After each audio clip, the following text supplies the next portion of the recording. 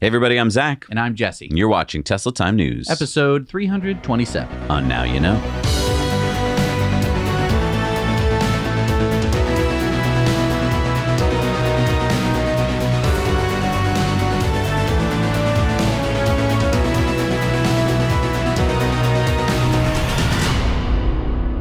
We're brought to you, as always, by our amazing Patreon patrons. Help support us bring you independent news every week by heading over to patreon.com/nowyouknow. There are lots of really cool perks that you can check out and help support us, and you'll get those perks. It's a pretty good deal. It also makes a great gift.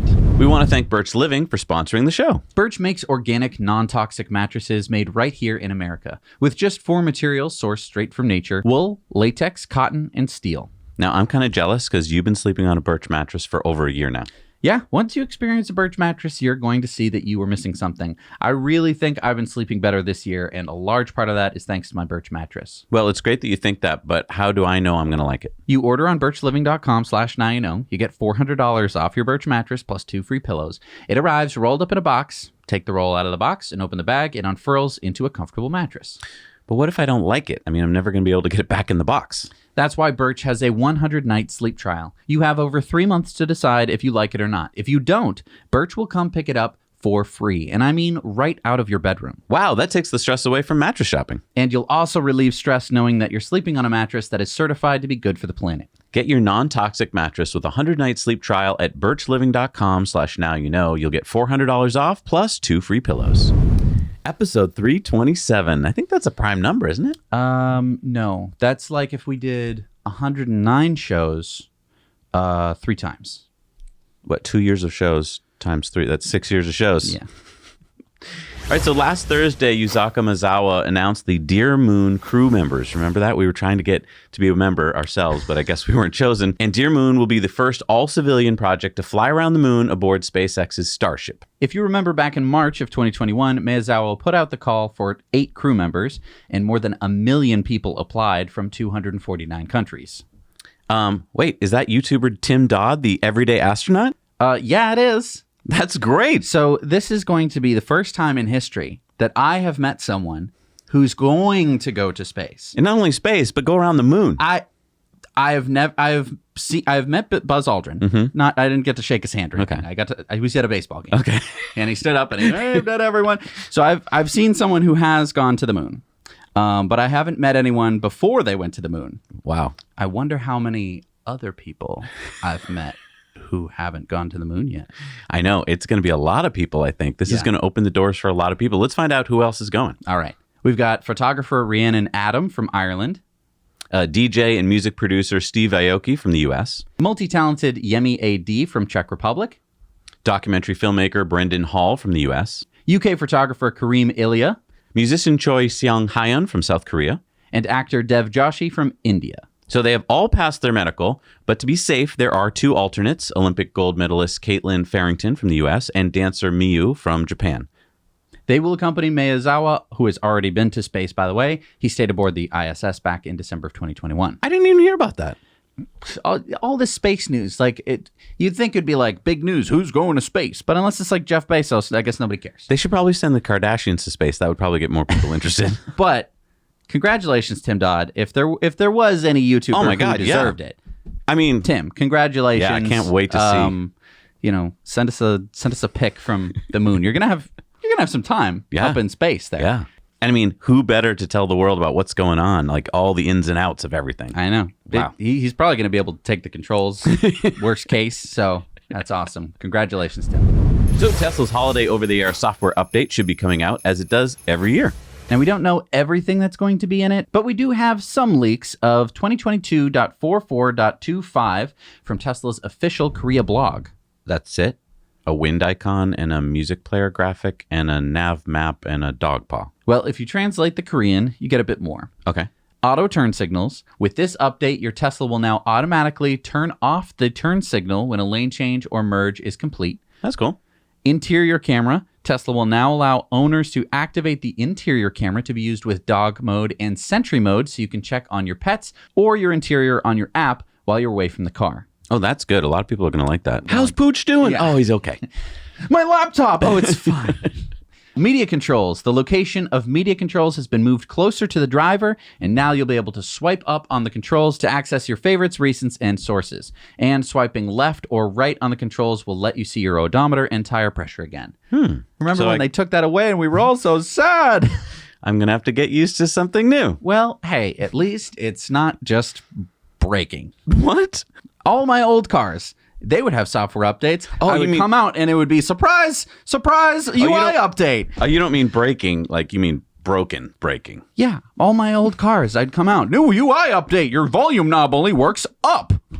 You're going to have to use the steering wheel if you ever want to turn it down. Oh, thanks. What a great update. What the But that's not all. There are more updates. So the map there's going to be navigation improvements. Nav mode should have improved readability by emphasizing the next turn, and the next turn box will stay in their current position at the top of the screen, and the trip info, including the travel time and the estimated charge, will be moved to the bottom of the display. I like this because before it was really cluttered with a lot of stuff you didn't need while you drove, and now that stuff is in a different spot. Because you're like, what exit should I take? And it's like, you're going to get there with 36%. You're like, I don't need that. Exit 36? What do I do? Next is remote emissions mode.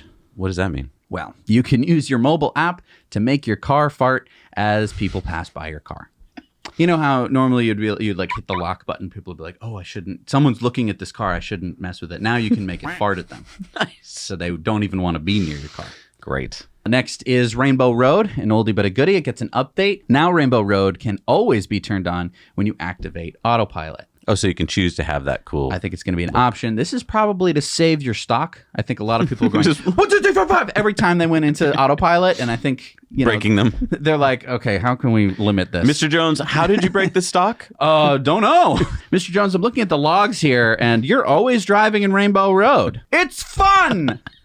Next is fan speed control. Now drivers can select low, medium, or high fan speed when HVAC is set to auto. But I thought the whole point of auto is that it chose for you. Well, I have always left it on auto, and I've always found it to be perfect. And when I want the temperature to be higher, I turn it up. When I want it to be lower, I turn it down.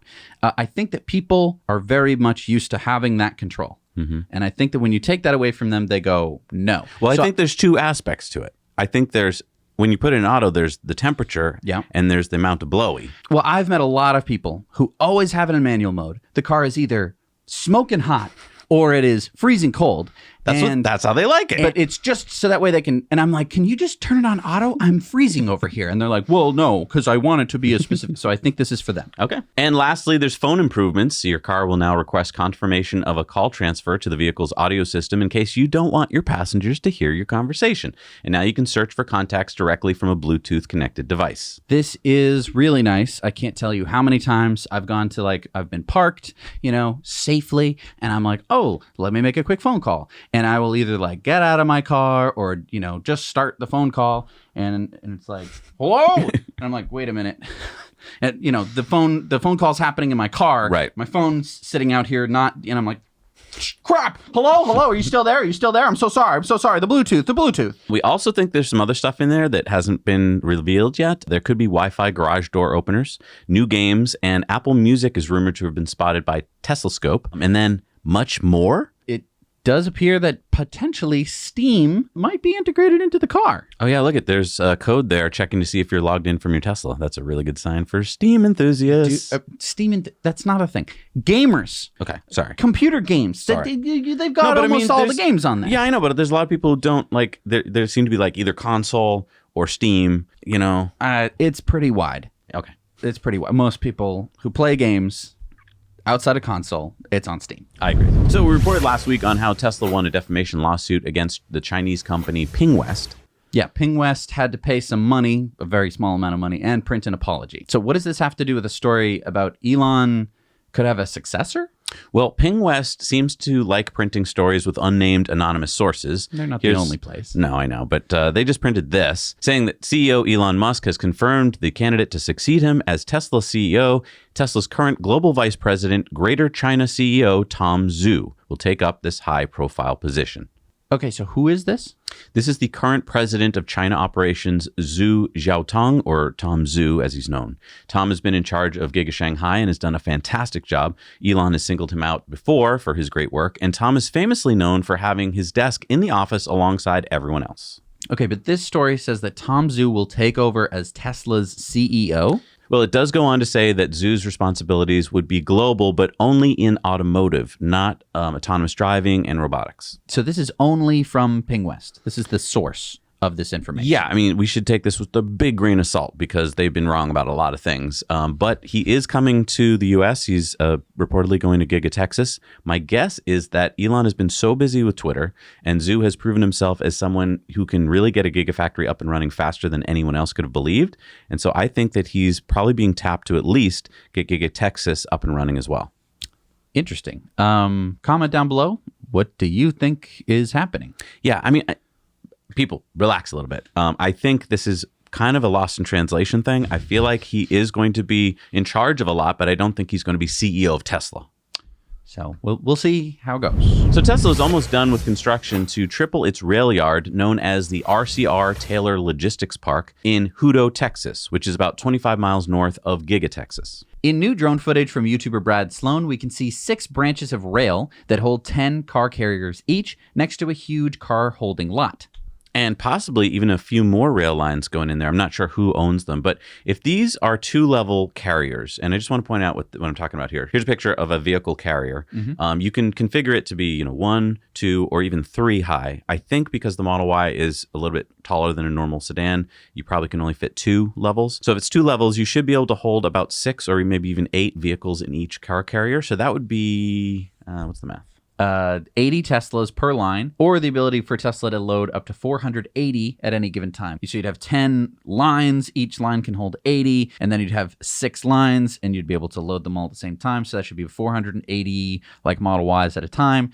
Oh, right, because even though there's just 10 trains, you can couple them together, and the locomotive can pull dozens of them. Exactly. I mean, a lot of people are like, oh, these trains are so little and short. It's like, that's not how trains work. You load them up and then you put them in a big long chain. And okay, but wait, so you go from Texas and you send them like west to LA or you send them east to the East Coast? Doesn't really matter. Basically, the way that trains work is that you hook them all up and then you send them off. Then at a certain point, they're going to go to some other rail yard. You're going to decouple some of them. They're going to be moving off east. The rest of them are going to be moving west. You're going to be moving some to, that's how trains work. So they hitch whichever train they do it. There's a whole bunch of logistics involved, but that's the idea. So getting them on a train means that you can very cheaply move them around the country. This is big news, I think. And special thanks to Brad, by the way, for his great drone footage. Go check out his channel with awesome drone coverage of Giga Texas and the surrounding areas. But normally we think of Teslas being driven around by truck. Mm-hmm. And I mean, as you're seeing here, it takes a lot of work to get a Tesla on and off a truck. It takes, usually the driver has to then unload each car. It takes a while and you have to be very careful. But here's the bad part. This is 25 miles north of Giga Texas, and they still have to carry the cars on a car carrier on a truck to the train station, then unload them, and then... Why can't they just drive them? Because they haven't been bought yet, so they don't have a plate. Oh, they don't have a plate. You can't just drive a car. But let me just ask you this. When there's robo-taxis... When they're autonomous cars? Couldn't we just drive them to the train yard? Why would you need to put them on a train? Oh. So we reported last week that Tesla seems to have unofficially announced their launch into Thailand. And it seems it was true. Last Wednesday, Tesla launched a Thai design studio on their website and held a special presentation at a local mall in Thailand, announcing that Thai residents can now order all 3 variants of the Model 3 and Y. Here are the prices of the Model Y. To compare, the Volvo XC40 Recharge starts at $60,000.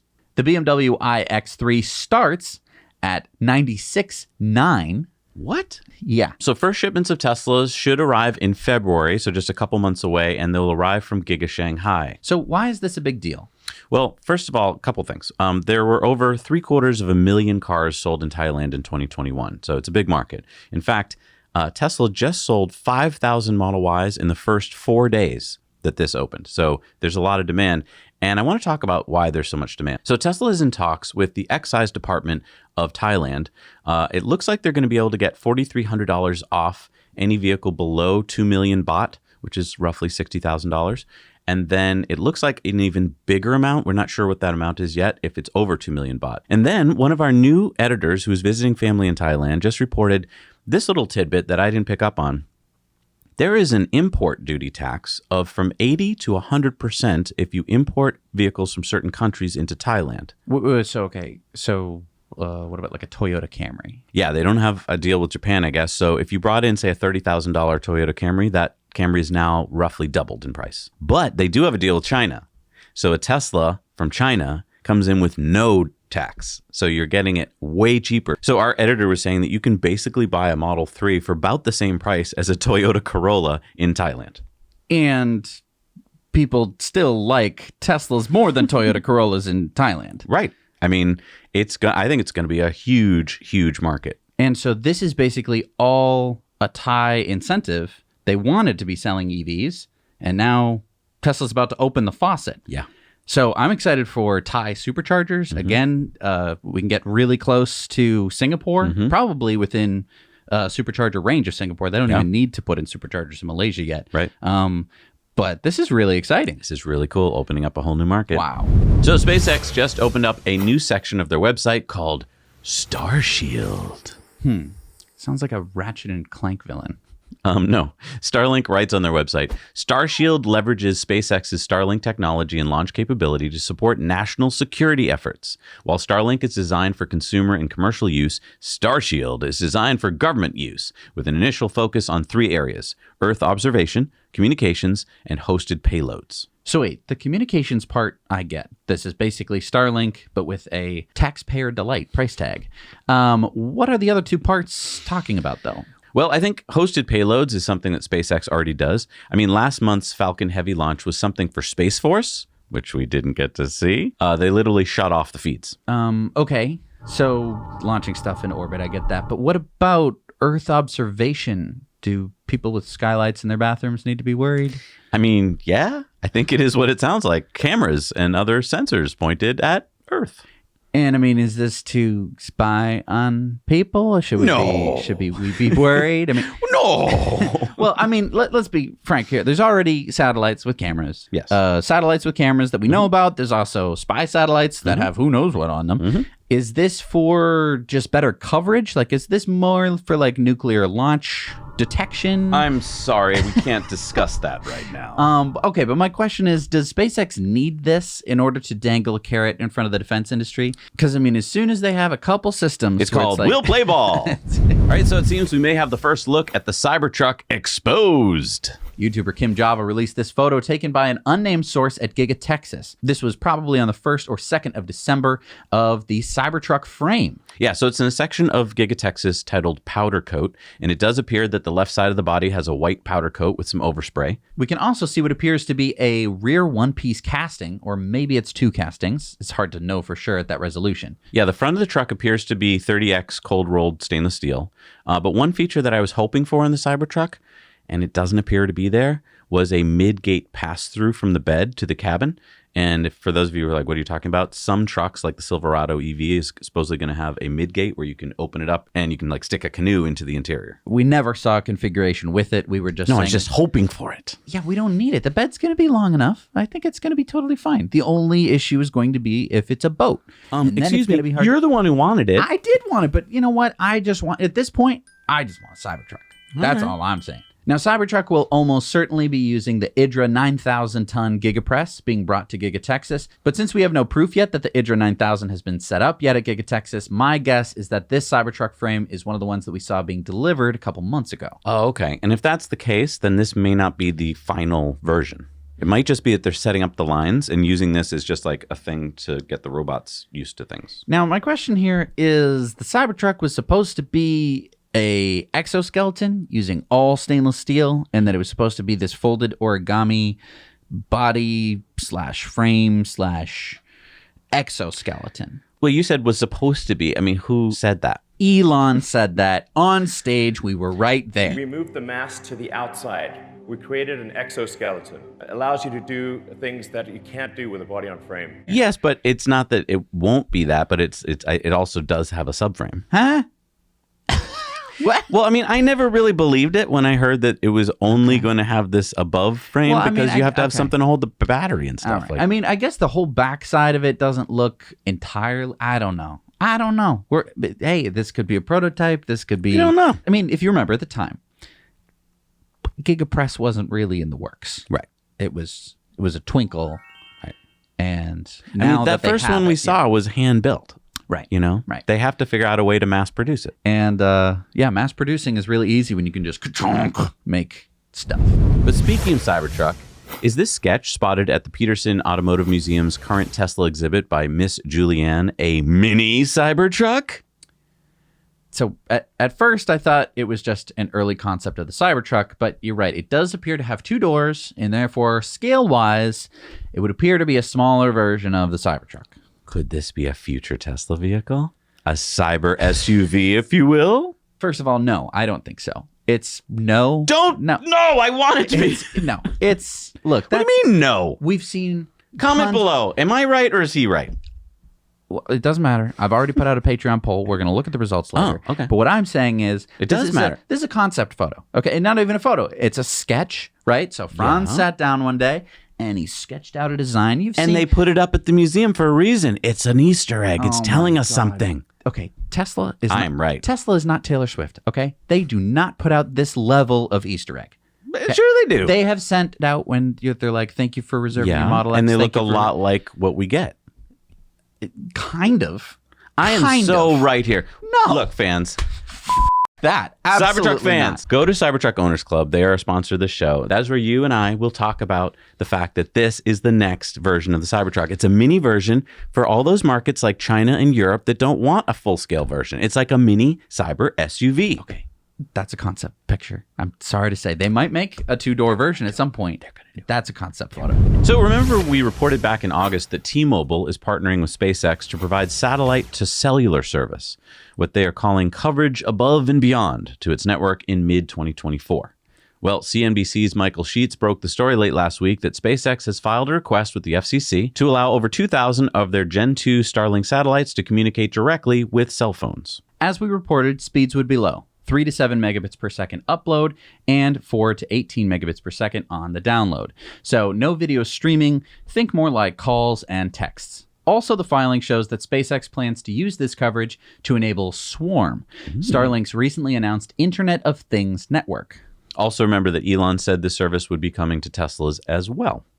And again, I think it's important to emphasize that a system like this will save lives. Definitely. Not maybe, not, oh, well, in certain cases, it will save lives. Yeah. The number of people who, say, get lost on the Appalachian Trail and don't have cell coverage, and then they get a little bit turned around. They're not very far from actually being rescued, but nobody knows to go look for them for a couple of days. They go and they fall and they break their leg and they can't call for help. And for Tesla owners, I mean, if you're like, well, I don't care about people who march on the Appalachian Trail. If you're driving along through some big piece of desert that has no cell coverage, now you'll be able to get nav stuff and be able to communicate. So this summer, we reported on Tesla's filing with the FCC about a new high-res radar. We didn't get to learn much about it because the details were kept confidential until December 7th. Yeah. Now we can read all about it, right? Well, that's what I thought too. But back on November 18th, Tesla filed an extension with the FCC to keep the details secret until February 7th, because they plan to market the new radar in January, according to this letter. So many, including Chris Zhang, who we follow on Twitter because of his reliable reporting on Tesla's related supply chain news, believe that this might be signaling the release of Tesla Autopilot Hardware 4.0. Elon has said that Hardware 4 would be introduced on the Cybertruck first. But that isn't due to start deliveries until mid-2023. Yeah, and Hardware 4 is supposed to use the new 5-megapixel camera that seems to have started shipping from China back in October, although no one has confirmed that yet. So comment down below, what do you think? I mean, because here's my thing, right? My Model 3 has the old radar. Newer Model 3s have no radar. And now there's going to be this new radar. So does it, and I paid for full self-driving. Does this mean that all cars are going to have to be retrofitted with this new radar? I think what happened was, remember we reported when Tesla removed radar. I think that old radar was too low resolution. Okay. And Elon was like, you know what? This is just screwing everything up. So Autopilot team, stop using it. Then we all thought that means it'll never use radar again. And I think we were wrong. I think they were working on a new higher resolution radar. I think they will now plug that into the new cars, along with, I think they're probably going to retrofit the older cars. And you might be like, that sounds expensive. I don't think it is. I think it's a little box on the front of your car. I think it has the same power and data connections. So I think it's going to be a quick thing. And then I think you'll have a better autopilot system.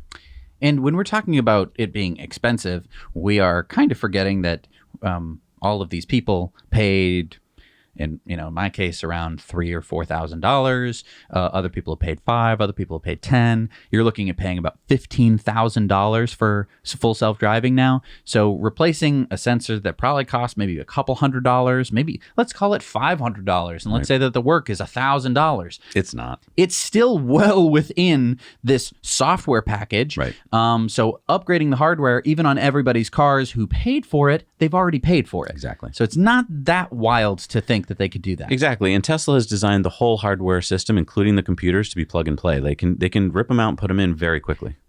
And once you convert that Tesla to be able to drive fully by itself, you enable it to go onto the Tesla network. And of course, Tesla's going to be making money off of that as well. So Tesla has two incentives to replace the radar. Exactly. First, we go to Taiwan, where Tesla has started delivering Model Ys for the first time. Oh, that's great. Just a short hop over the water from Shanghai to Taiwan, huh? No. These Model Ys come from Giga Berlin. Why would Tesla choose to ship cars 9,000 kilometers from Berlin to Taipei rather than only about 700 kilometers from Shanghai to Taiwan? That's over 10 times further. Well, that's true. It would make a lot more logical sense to ship them from GigaShanghai. But remember that there are serious geopolitical tensions between Taiwan and China. So Okay, but what about prices in Taiwan? they are a bit pricier than other places, probably because of the added shipping.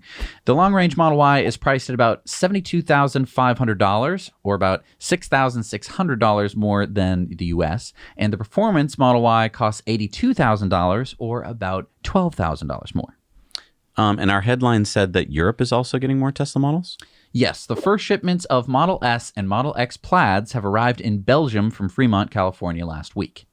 You remember that Tesla shut down the Fremont Model S and X line 2 years ago in December of 2020 and then reopened it in June of 2021. So Europeans haven't been able to get their hands on new Model S's or X's for about 2 years. Wow, I had kind of forgotten that. And deliveries should start in the next couple weeks. So if you see any brand new Model S's or X's out on the roads, be sure to send us pictures. And the way you can tell is the front of the Model S has a new light system down in the corner. It's this really sharp looking one. Is that if it's a Plaid or if it's just a new model? Just a new one. How do you tell if it's a Plaid?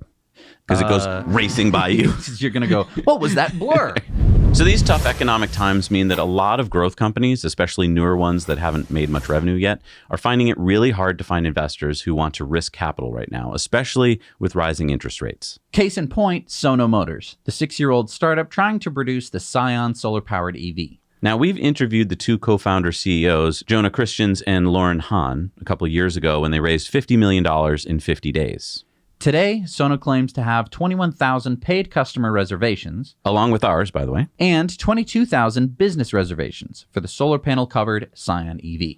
But after releasing their Q3 2022 results, both CEOs publicly told shareholders that they are struggling financially and that they may have to end the company as we know it. They have kicked off the hashtag #SaveScion campaign, a 50-day effort to try and get reservation holders to commit to purchase their Scion up front and to get the Scion into production. So Sono says that if 3,500 reservation holders would purchase the Scion up front, that would give them enough runway to get to production.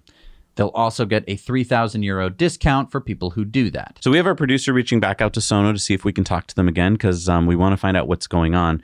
Is it just because of the economic downturn or did they really not have a plan in place? I mean, one thing that kind of scared me was that they hired a lot of people. And I think that's easy to do when money is cheap. And now they're being told by their advisors to fire 70% of them. And, is this one of those cars that's just never going to make it to production?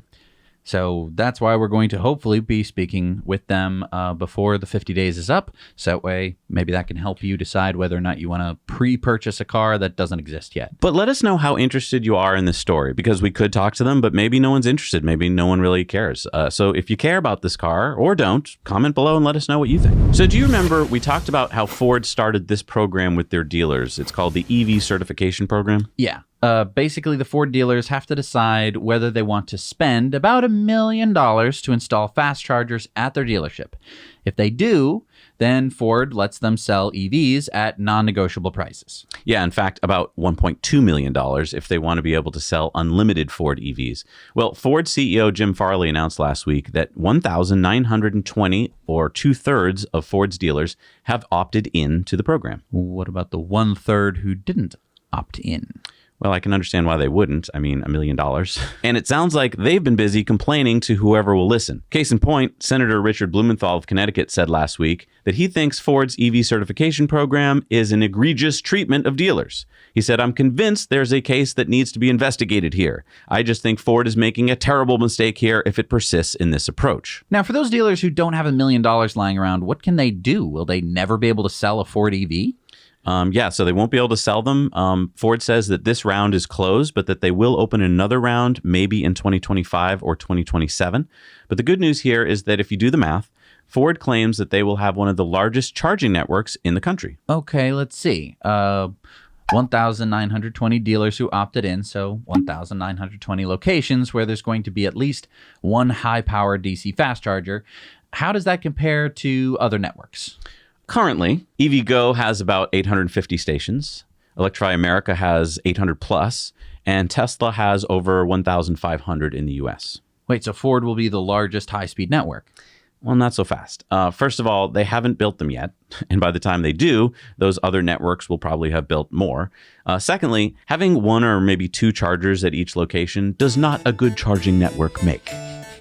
Yeah, I mean, lots of different car companies have sort of tried this. Nissan for a while, he was like, "Come on in, use our CHAdeMO," and I never was able to get it to work. I have a Nissan Leaf with a CHAdeMO fast charging port, and I've gone to, I think, 3 Nissan dealerships, the ones that are within my range, and I would kind of knock on the door and they'd be like, "You want to buy a Nissan Rogue?" And I'd be like, "No, I want to plug in my Nissan." And they're like, "You want to trade that in?" And I was like, "No, I want to plug it in." And they're like, "Well, the charger's broken, so I guess you're going to need another car to go home." I mean, it's kind of smart if you're a Ford customer, because I can see that pulling up in our Ford Lightning, we would probably be welcomed and, you'd feel kind of at home at a Ford dealership. I can't see that we'd feel that way with other EVs, like if you're driving an Audi e-tron or Tesla. Well, the big question for me also is charging speed. They're going to need to hit at least about 150 kilowatts per station, and that's a lot of power to be bringing in. I think that's why these chargers are going to cost about $1 million. They're going to have a service upgrades up the wazoo, all sorts of stuff. But then my question is, okay, I pull in.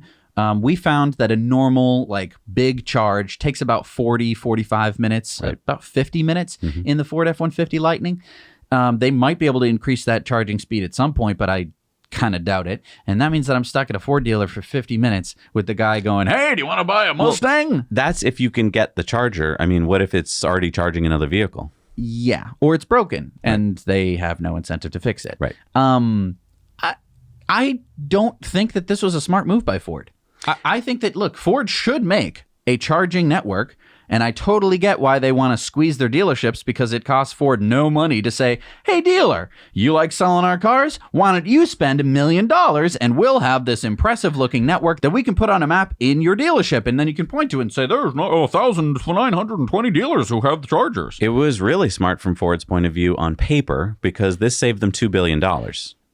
Oh, $2 billion for a network that, I'm sorry, is probably going to be crap.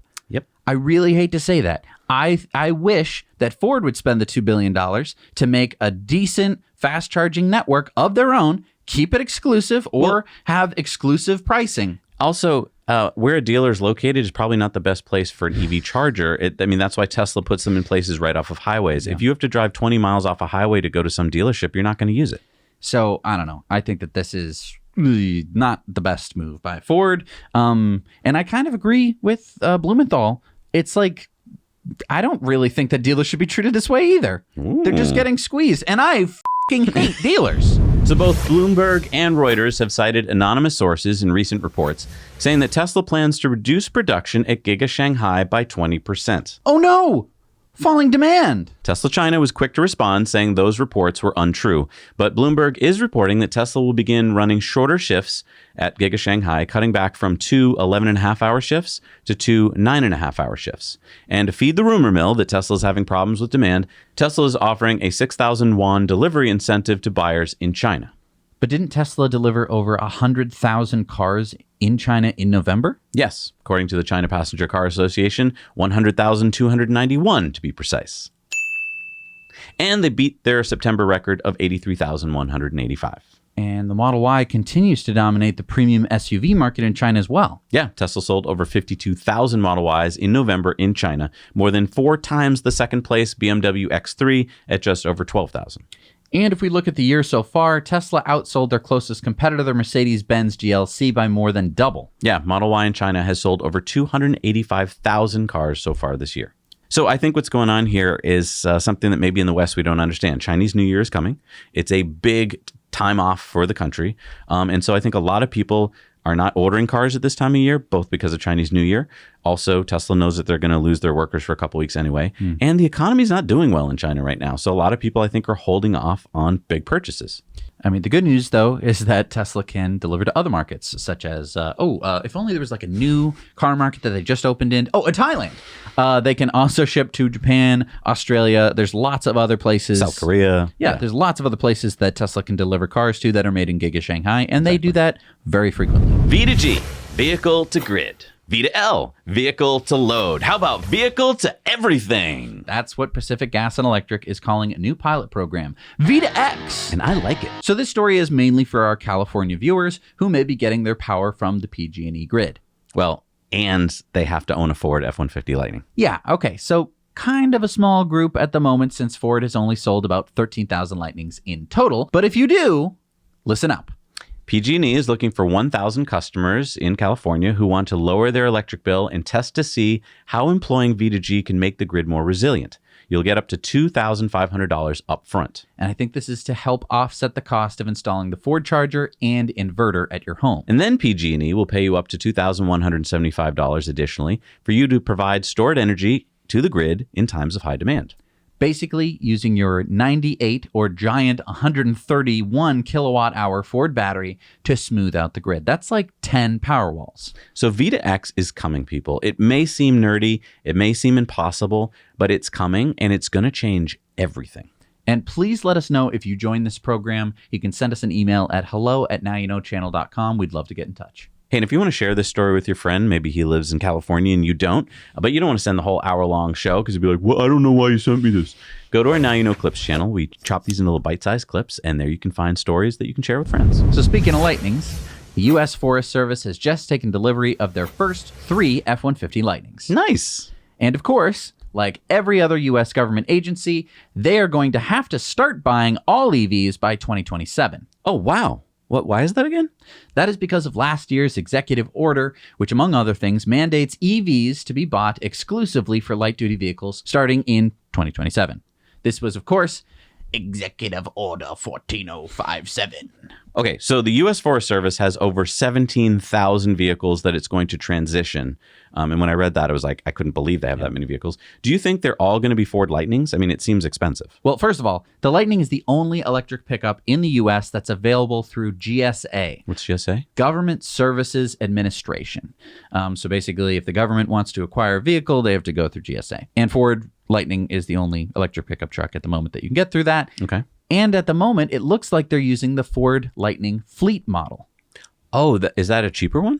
Yeah, so you can see that front light. Normally, there's like this light that goes all the way across the front. That's what our Lariat edition has. Exactly. Ours is the Lariat, which costs $80,000 or whatever. This one, you see, that's replaced by a black trim piece. Okay. How much cheaper is it, by the way? I haven't been able to find an actual number. It was announced to start at $39,974. Oh, wow. So $40,000, which would make it cheaper than the entry-level gas-powered consumer F-150. Does the federal government get the federal tax incentive? I don't know. It seems like they shouldn't, right? But who knows? So this is really exciting because this is just one government agency. There's over 1 million light-duty vehicles that the government is in control of. Really? So by 2027, all of these vehicles should be electric. I think some of them can be electrified. And of course, we're only talking about the light duty vehicles. So big, heavy trucks and stuff like that. $1 million in the U.S. alone? Yeah.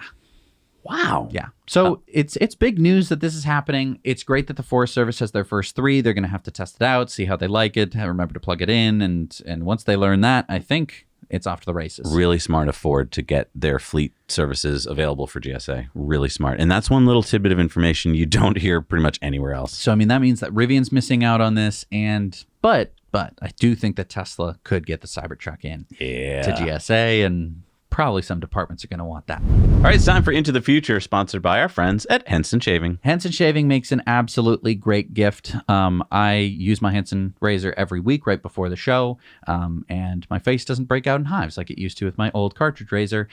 This is such a good gift, and if you use our code, now you know, you will get 100 blades for free, and that means that when you're giving this gift, you can say, and you're going to be able to shave for a whole year without having to buy any blades. Not much time. Go do it. Into the future. All right, finally, all those US and Canadian VW ID4 owners out there, Volkswagen is finally releasing their software update. Nice. They can now get this over-the-air update. No, I mean, they've been waiting so long. This is going to be so nice for them. And not to have to schedule an appointment and drive to the dealer and wait in the waiting room and then have their friend pick them up and then drive them to work, and then they have to drive back to the dealer after work and only to find that they didn't finish. It's over the air. No, this software update is preparing the car for the over-the-air update. What? VW is starting to send out formal notifications to ID4 owners telling them to schedule service appointments to get the software update that will allow for future over-the-air software updates. Wait a minute. So hang on. So they don't get over-the-air up. This isn't an over-the-air update. No. They have to schedule a service appointment. They have to do all the things you just said. Go to Volkswagen, drop their car off. Yes. Or wait there for an hour. But this software will also have some new features. So it's not just like you did it for nothing. Okay. You'll get auto hold braking. You'll get charge routing for the onboard nav system and improvements to the cockpit display. Look, why do you think VW's new chief, Oliver Bloom, is investing about 2.4 billion euros to partner with the Chinese company Horizon Robotics next year? Because they don't seem to be able to write code themselves? I guess so. I mean, this is... And so I think this is the interesting point here. Was Herbert Diess fired because of this? No. Because everyone is going to point to this and they're going to say, nope, failure. No. This is Diess's fault. Look, VW takes a bunch of parts from a bunch of suppliers, right? They put it together into a system. All of them have firmware and all this stuff. So when you try and do some kind of software thing, you got to figure out all these different systems. That's why it's taking so long. Whereas Tesla, they make the system, so they know how to write the software for it. This is what happens when you take an old style big auto company and you try and move them into the next century. They're just like, we don't know how to do this. Right. And then, of course, you're a big corporation, so you have to blame someone for it. So you go, this problem isn't our problem, it was you. All right, it's time for Going Green. And don't forget, if you haven't found that gift for somebody special, head on over to ecoware.us, and there you're going to find a lot of cool gifts. And everything that we sell is carbon offset. So we plant multiple trees for every order, and we help cap methane spewing abandoned oil wells with our friends at the Well Done Foundation, making your purchase carbon negative. So I feel like this section is turning into what did Montgomery County, Maryland get up to this week? And if it makes you feel any better, this is what they did 2 weeks ago. We just thought it would be nice to break it up a bit. I mean, 2 weeks ago, Montgomery County, Maryland passed Bill 1322, which would ban natural gas installations in new construction. Wait, whoa. They're going to ban natural gas from houses? What, they're going to show up to people's houses, start ripping out stoves and heaters? No. Okay, so they're going to start driving around with gas detector vans and issuing fines? What's a gas detector van? It's like a cat detector van. What's a cat detector van? The cat detector van for the Ministry of Housing. Okay, no, I don't think they have that. Okay, so if they're not going to come take people's gas appliances away, how will they ban them? You won't be able to put new gas appliances in starting in 2027. But what if I want to put gas appliances in? Well, because I'm an American. Well, that's the great part about democracy. If enough people agree, laws can change. However, it doesn't matter who agrees about climate change, because that will happen if we don't do something about it. And this is, again, something that is going to help stop Yeah, and climate can I change. just talk about natural gas for a second? Because I grew up with it in my home. I have it currently in my home. We're trying to get rid of it. It's one of those things that if you grow up with it, you think, well, it's natural gas. It sounds so natural. It's not. It was just great marketing. It's this gas that doesn't smell like anything, but they have to put some smell in so you will smell it, that could blow up your house. It also contains lots of other carcinogens that aren't natural. And you could just replace it with cheaper electricity.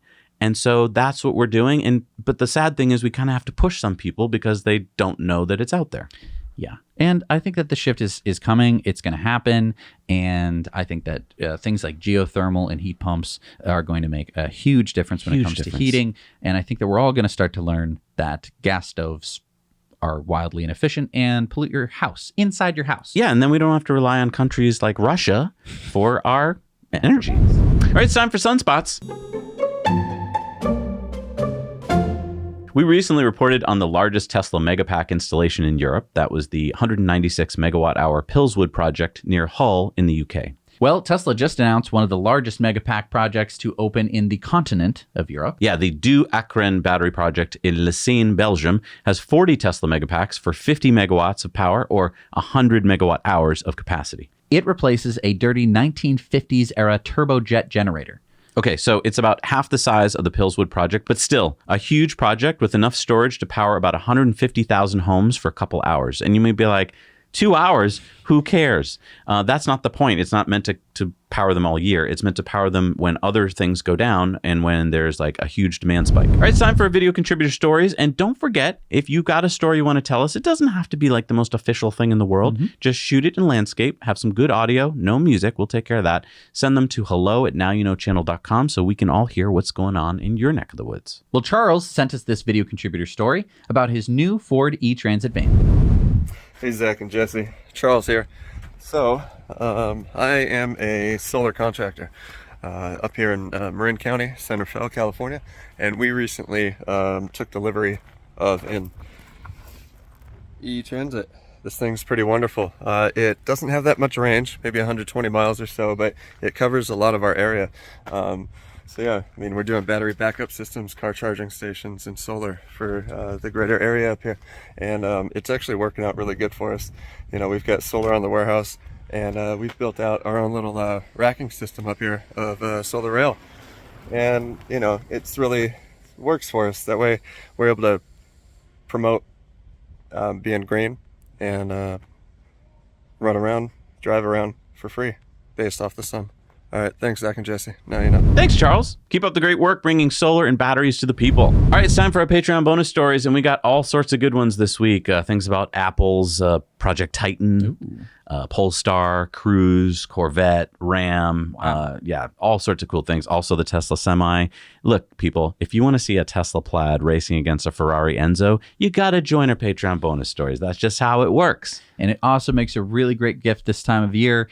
All you have to really say to the person is, hey, sign up for Zach and Jesse's Patreon, and I will pay you what it costs. And so if at the $1 level, that costs $12. And they're going to get about 52 hours of content over the span of this next year, plus all the content that we've already done in the Patreon bonus stories. And it only costs you $12. It's a pretty good gift idea. So if you're watching this show and you're like, wow, this person really likes watching these guys, this would make a great gift. Nice, quick, simple gift.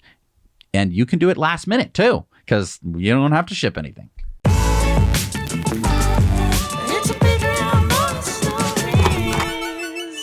All right, we're back from the Patreon bonus stories. It's time for the shout outs. These are the folks that get on the end credits and support us making this show possible. Who do we got, Jess? We've got Jason Crawford. We got Technolust, Jojo Sapokes, Robert Duquesne, and David Banning. Thank you so much for supporting us. We can't do this show without you. All right, so we had a Patreon poll. What was it this week?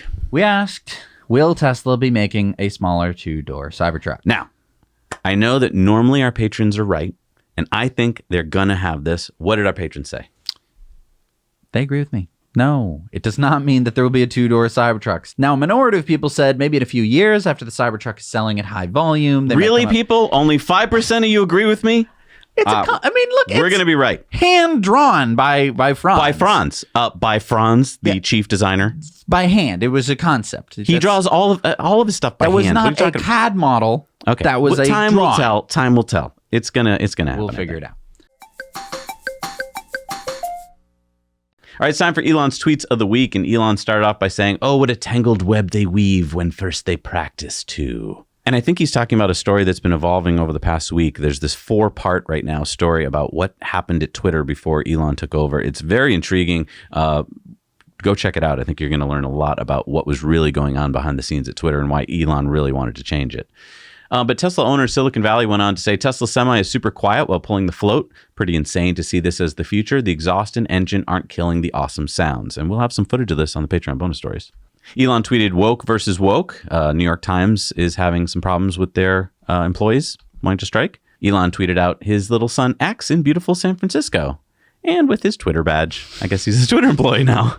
Elon retweeted the Tesla configurator is now live in Thailand. Elon retweeted that Starlink started providing high-speed, low-latency internet to passengers during flights of the first JSX jet flight this week. And this isn't just a private jet, by the way. You can fly on it. You can go between Florida and New York and stuff like that. It's pretty cool. Interesting airline. And Elon retweeted liftoff from SpaceX. Yeah, boring. Just another rocket. So these are those files I was telling you about, the Twitter files part 2. Now we're up to Twitter files part 4. And he said Twitter's working on a software update that will show your true account status so you know clearly if you've been shadow banned, the reason why, and how to appeal. Truth brings reconciliation. And Elon tweeted out congrats on Game of the Year to Elden Ring. And he posted a meme of, I guess, somebody snuck up on stage during the awards and stole the microphone, which was pretty funny. Hey, Matan. Real quick, I want to thank everybody and say that I think I want to nominate this award to my Reformed Orthodox Rabbi, Bill Clinton. Thank you, everybody. Elon said Twitter will soon start freeing the namespace of 1.5 billion accounts. These are obvious account deletions with no tweets and no login for years. So if you have a really cool Twitter login and you haven't logged in a while, go tweet. Quick, tweet. And this is a great way to get more daily active users on Twitter, Elon. Pretty obvious.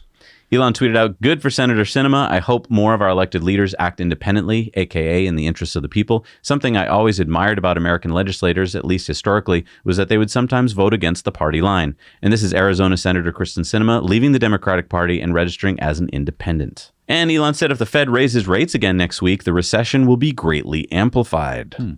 Drive Tesla said, update, Lucid is also offering customers who ordered a Grand Touring after prices were increased up to 10% a discount to complete their order. And Elon said, they are not long for this world. Ooh, prediction. Elon said Twitter is both a social media company and a crime scene.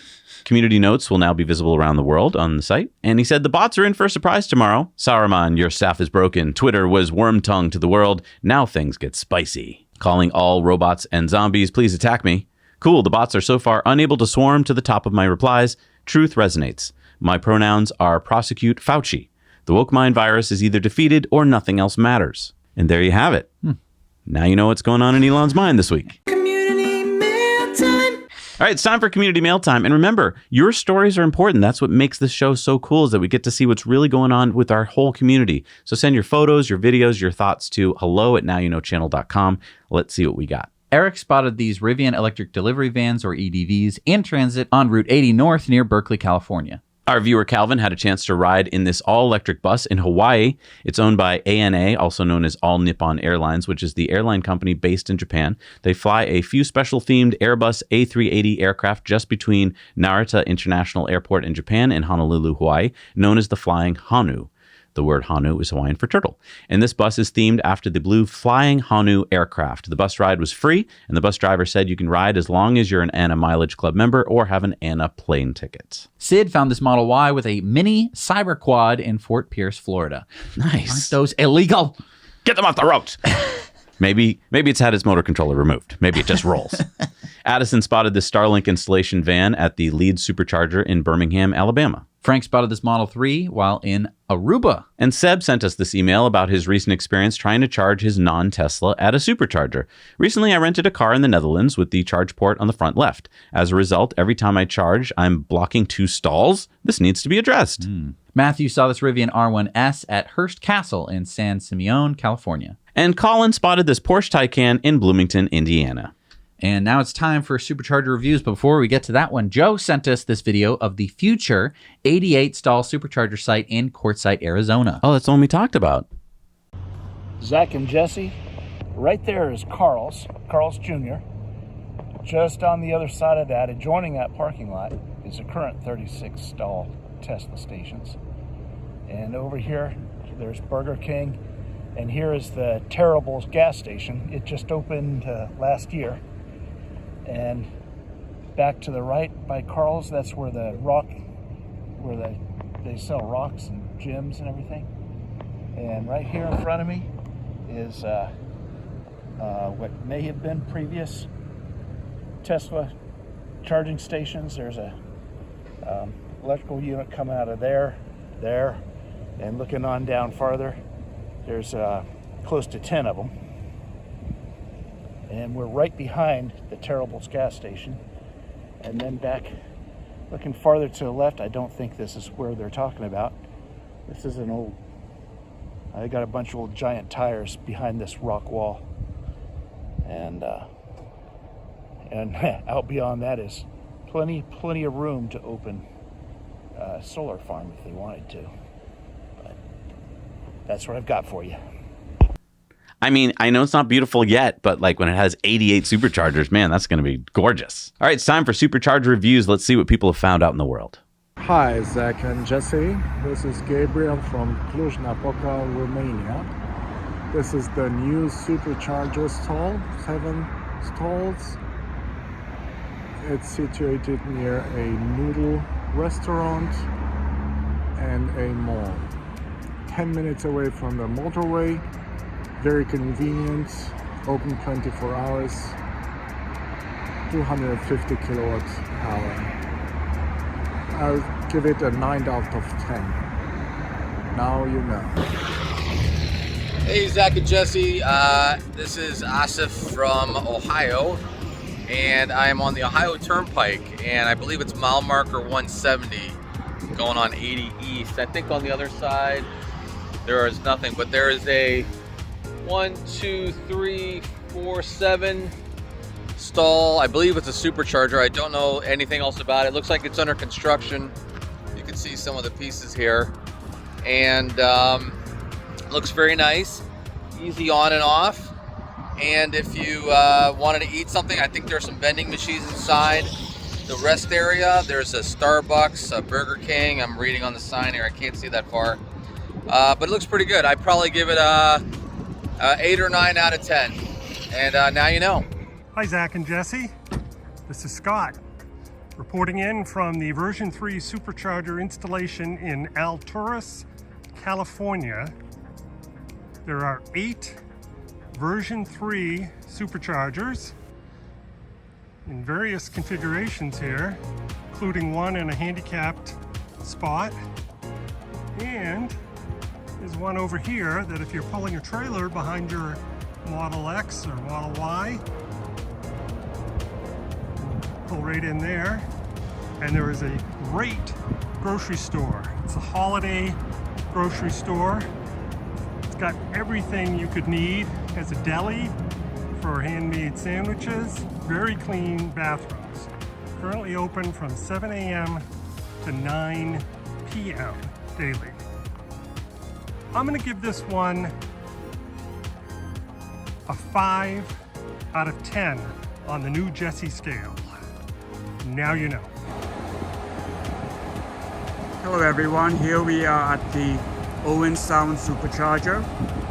It has 8 stalls. It's located in a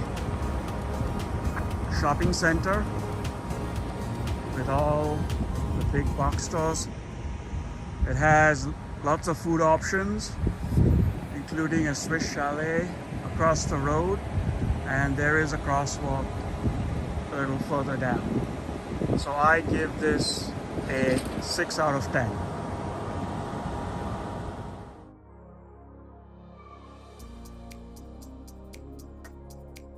Thank you so much for doing Supercharger reviews. If you want to see a map with all of the Supercharger reviews on it, you can head over to nowyouknowchannel.com.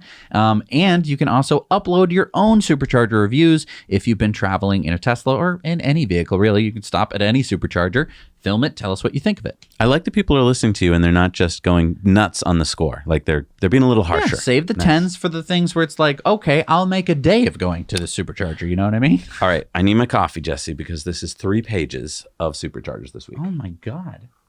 Are you ready? We're going to have to speak fast. Okay. All right, let's go.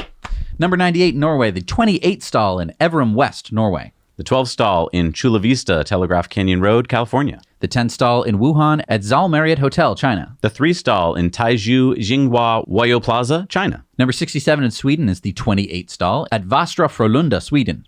The 20 stall in Lakewood, California. The 3 stall in Kuzu at Doubletree by Hilton Hotel, China. The 3 stall in Wenzhou at the Marriott Hotel, China. The 3 stall in Sixi Sensory Jinyuan Plaza, China. The 3 stall in Huzhou at the Zili Wuyu Plaza, China. The 3 stall in Luizhou at Zhaoshang Hotel, China. The 3 stall in Tianjin at the Eco City Aegean Shopping Park, China. The 16 stall in Alabama is the 12 stall at Dothan, Alabama. The 6 stall in Park Central, Hong Kong. The 3 stall in Shanghai at the Dongdu International Jiating Plaza, China. The 6 stall in Nanjing at the Luihu Longgu Tianjie, China. The 16 stall in Exeter North, UK. The 3 stall in Guangzhou at Siyu Venki, China. The 3 stall in Landmark South, Hong Kong. The 12 stall in Bergkamen, Germany. Number 151 in Germany is the 12 stall in Eimeldingen, Germany. Number 21 in Finland is the 12 stall in Hartola, Finland. The 16 stall in Anaheim at West Lincoln Avenue, California. The 8 stall in Odessa, Florida. The 3 stall at Dongguan at Human Yuhan Cultural City, China. The 6 stall in Shanghai at Jinshan Red Star Macaline, China. The 3 stall at Jinan at Shamao Plaza, China. The 3 stall in Jinan at the Huaoshan Huanyu City, China. Number 60 in Hong Kong is the 3 stall at T-Town South, Hong Kong. The 16 stall at Heathrow Airport at Renaissance Hotel, UK. Number 28 in Switzerland is the 15 stall at Pfaffikon, Switzerland. The 16 stall in Big Spring, Texas. The 8 stall in Sebastian, Florida. Number 104 in the UK is the 12 stall at Newport at Celtic Manor, UK. Number 325 in California is the 12 stall in Needles at West Broadway Street, California. Number 116 in Florida is the 12 stall at Boca Raton, Florida. Number 98 in Texas is the 24 stall in Katy at Katy Freeway. Number 15 in Maine is the 8 stall in Falmouth, Maine. Number 102 in South Korea is the 8 stall at Mokpo in South Korea. Number 128 in France and 905 in Europe is the 16 stall at Albertville, France. The 3 stall in Beijing at Baihaozhuang, China. The 3 stall in Tianjin at the Saixiang Hotel, China. The 3 stall in Quinhangdao at the Ariana Phase 8, China. The 3 stall in Suning, Hampton by Hilton, Underground, China. And number 1505 in China, number 4509 in the world is the 6 stall in Shanghai at Baojuan Jingwaihu, China. Whew! I would love to thank supercharge.info. Such a great job. Such a great website. This is where we get all of our Supercharger information. It's usually some of the most up-to-date stuff that's when they're online officially, and you can see them on the Tesla app and charge a car. And, you know, if you haven't been to a Supercharger to do a review yet, because you're like, well, they've all been covered. There's so many each week. There's no way they can all be covered. And even if they are, we need your take on it. Tell us what restaurants or which, bathrooms that you found. I mean, give us that little lowdown, that little scoop that helps us to know, like, what can we find at the Supercharger? Because as a community, we all go to these Superchargers, and a lot of times we just don't know what's around. So if you've scoped it out, let us know. And I want to let you guys know, as these wonderful people's names are scrolling by here who support the show. And by the way, if you want to join them, head on over to patreon.com/nowyouknow and join. But I want to give a plug here for our disruptive investing channel. I think a lot of you watching are like, I don't know what you're talking about. We have another channel, and that's where we do interviews with companies that you've probably never heard of before, with CEOs and founders and other smart people with ideas worth learning about, because these are the ideas that transform technology and the world. Oh, and you can make a lot of money if you understand this before everyone else does. And we're also going to be starting a new show on that channel. Yeah. Basically coming out this week, I think. Yeah. So it's going to be I don't know what we're going to call it. We're going to have to come up with a name for it when we record that later today. Right. It's going to be called the Disruptive Investing Show or something like that. We're going to cover some more investing-ish topics. Right. Also, if you want to see even more interesting information, you can check out our Investor Club Patreon. Yeah, there the Investor Club members get access to these videos before everyone else as well. So, and also they get exclusive videos and interviews and meetings with CEOs and founders. So it's a lot of cool stuff. Head over to Patreon, check it out, see if anything there entices you, and you'll be supporting the show. Look, we did 327 shows. That's 6 years of shows. we could only be doing this because of you guys. So thank you for making it happen. We'll see you guys next week. Now you know.